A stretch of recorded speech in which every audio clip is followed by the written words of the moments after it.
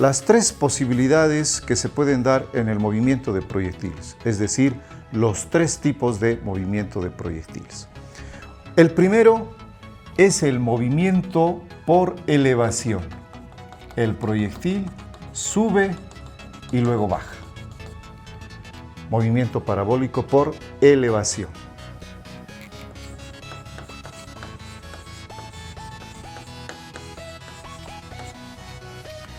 En ese movimiento, el objeto va a tener velocidad en X y velocidad en Y.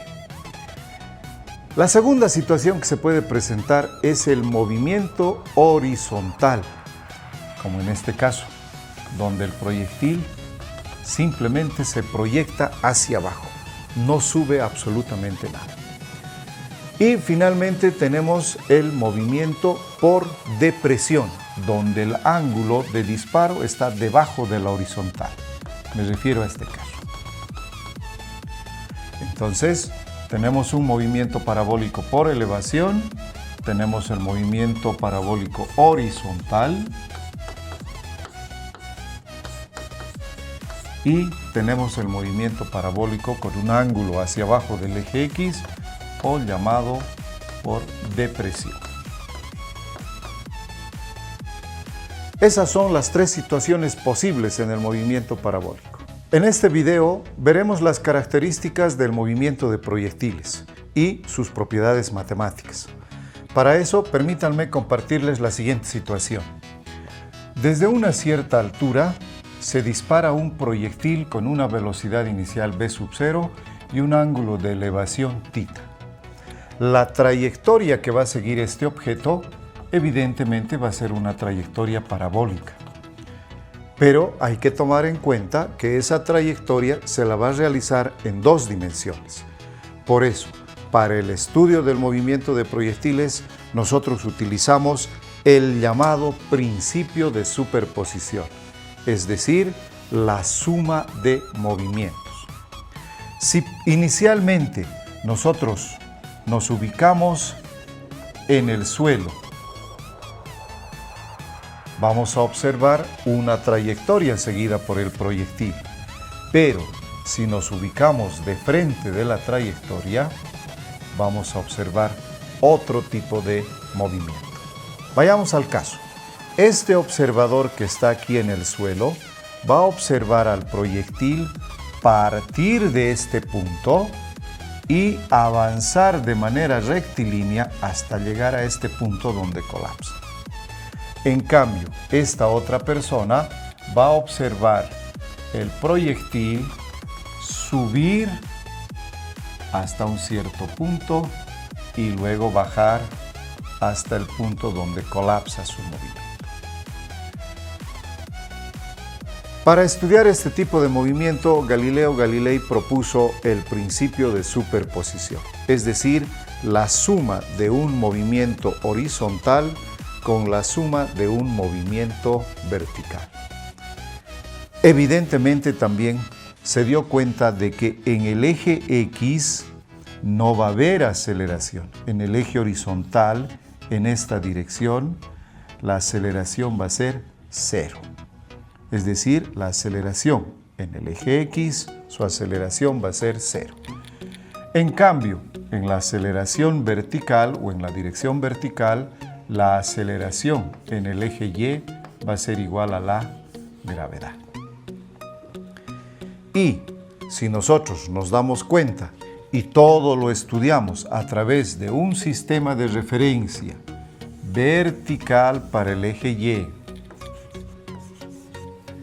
y horizontal para el eje X, y tomando en cuenta que el eje Y hacia arriba es positivo y el eje X a la derecha también positivo, nos damos cuenta que la gravedad va a tener un signo negativo. Muy bien, con esa aclaración inicial podemos empezar a escribir las ecuaciones de movimiento para el movimiento de proyectiles.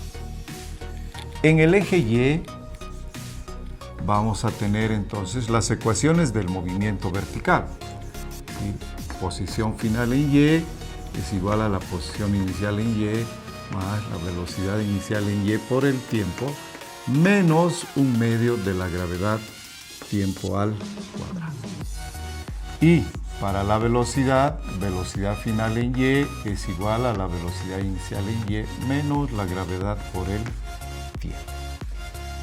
Esas son las ecuaciones para el movimiento vertical determinadas, influenciadas por la aceleración de la gravedad. Y en el eje X tendremos las ecuaciones del movimiento rectilíneo uniforme. Posición final, posición inicial, más velocidad inicial en X por el tiempo. Y como un reforzamiento de que la velocidad en el eje X es constante, podemos escribir esta cuarta relación. Ahí tenemos nosotros las 4 ecuaciones que determinan el movimiento de proyectiles. Bien, ahí vamos a hacer un corte y luego quiero comentarles lo siguiente. ¿Cómo hallas estas velocidades? Porque esas velocidades, mira, esta velocidad está en cualquier dirección. Entonces hay que descomponer en X y en Y. Pero eso es inicialmente. Esta es la primera parte. ¿Listo? Ya. Ok. Ahora, de seguido, continuando. ¿Listo? Perfecto.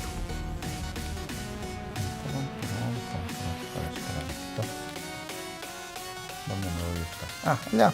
Creo que va a entrar aquí nomás, Jonathan. Solo que lo voy a hacer con color azulito. Y con eso ya estamos. Muy bien. Bien. Aquí hay que tener cuidado con la siguiente relación. Es decir, la velocidad inicial del objeto está en una dirección cualquiera. Y en las ecuaciones en Y y en X yo necesito la velocidad tanto en el eje Y como en el eje X. ¿Cómo las encontramos? Las encontramos a través del proceso de descomposición vectorial de la velocidad. La velocidad está en esa dirección, formando un ángulo θ con el eje horizontal.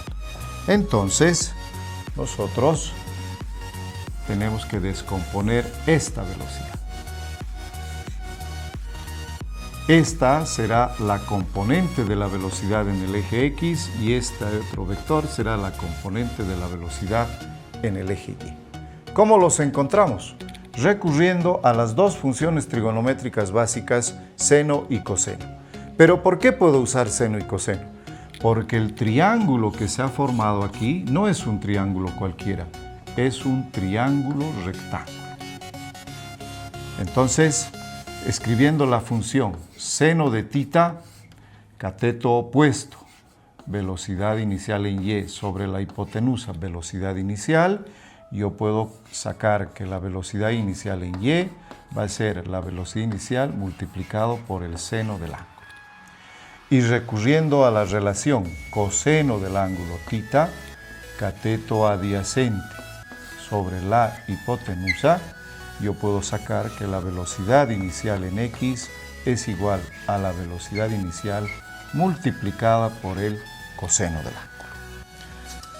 Una vez que nosotros hemos hecho ese arreglo, ya tenemos nosotros las componentes de la velocidad en Y y la velocidad en X para poder sustituir en las ecuaciones del movimiento de proyectiles.